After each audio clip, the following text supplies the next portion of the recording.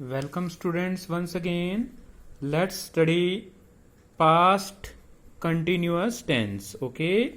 In past continuous tense we always use was verb plus first form of verb with ing. For example, Sheila was going to school. Okay. We have used here was with Sheila. Okay. Sheila school जा रही थी. Okay, they were going to school, वे school जा रहे थे. तो when past continuous tense is there we always use was were helping verb with first form of verb.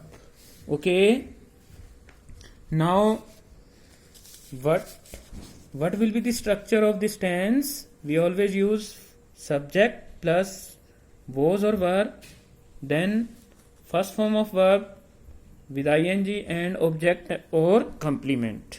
Okay, for example, the boy was weeping in the room. लड़का है वो room में रो रहा था. तो जो इस पास्ट कंटिन्यूअस टेंस का स्ट्रक्चर रहता है उसके अंदर हम पहले सब्जेक्ट लगाते हैं, फिर वॉज वर लगाते हैं, फिर first form of verb ing and then object लगाते हैं. For example, the boy was weeping in the room. लड़का रूम में रो रहा था. पास्ट है, रो रहा था. Okay, an action which was going in the past. ऐसा एक्शन जो पास्ट में कभी चल रहा था उसके बारे में जब बताना होता है तो was were first form ing. Children were playing a football match when I reached there. बच्चे हैं वो फुटबॉल मैच खेल रहे थे जब मैं वहां पहुंचा. तो अब ये सेंटेंस है, इसको ध्यान से देखो.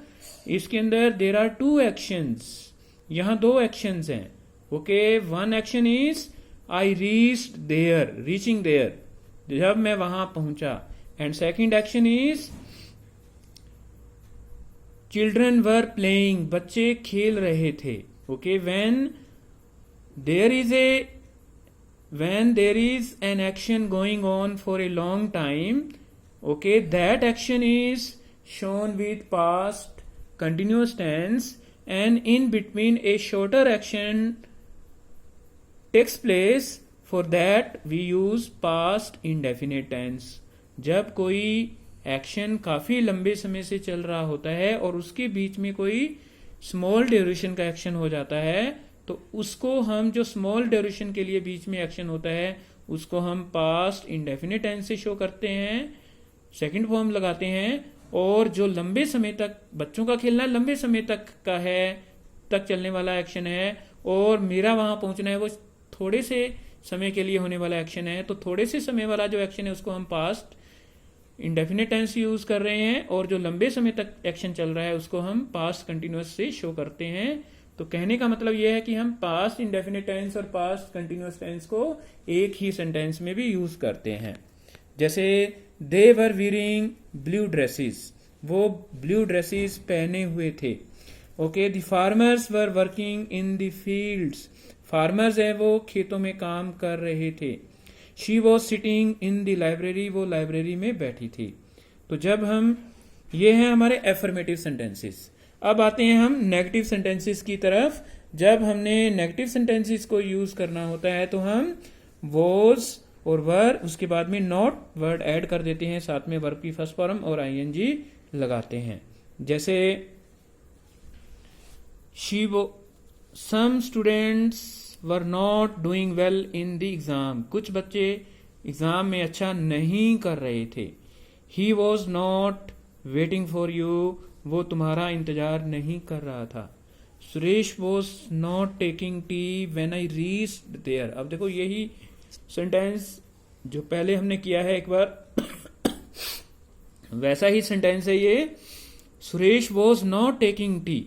Okay, when I reach there, जब हम वहां पहुंचे तो सुरेश चाय नहीं पी रहा था. चाय पीना है, it is a longer action, an action which can continue for a long time, and reaching there is a shorter duration action. अब जब इंटेरोगेटिव सेंटेंस की बात होती है तो हम वॉज वर्ब को सब्जेक्ट से पहले लेते हैं, साथ में वर्ब की फर्स्ट फॉर्म और ing लगाते हैं उसके बाद में। जैसे was he bathing when you reach there, क्या वो नहा रहा था जब आप वहां पहुंचे।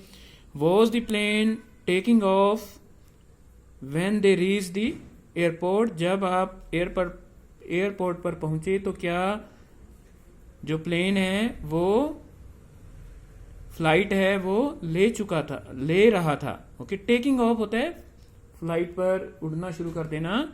और were they making a noise when the teacher enter the class, क्या बच्चे शोर कर रहे थे जब टीचर क्लास में पहुंचा। अब शोर करना है वो लंबे समय तक चलने वाला एक्शन है, और क्लास में एंटर होना एक झट से होने वाला एक्शन है, ऑल ऑफ सडन होने वाला है, तो उसको हम पास्ट इंडेफिनिट टेंस से शो कर रहे हैं, एंड लॉन्गर एक्शन को हम पास्ट कंटिन्यूअस से शो करते हैं। तो student, this is our past continuous tense. I do hope that now you know the structure of this tense, okay, and you have learned this tense, okay, in a good manner. Okay, next we will do past perfect tense and past perfect continuous tense tomorrow in different 2 videos. Okay, so tenses are base of English language. Okay, watch every video again and again. There should not be any doubt, because these will help you in school education, in college education, in higher education, and in competition exams also. Okay, competition exams also. Thanks for listening me, and have a nice day. All stay blessed.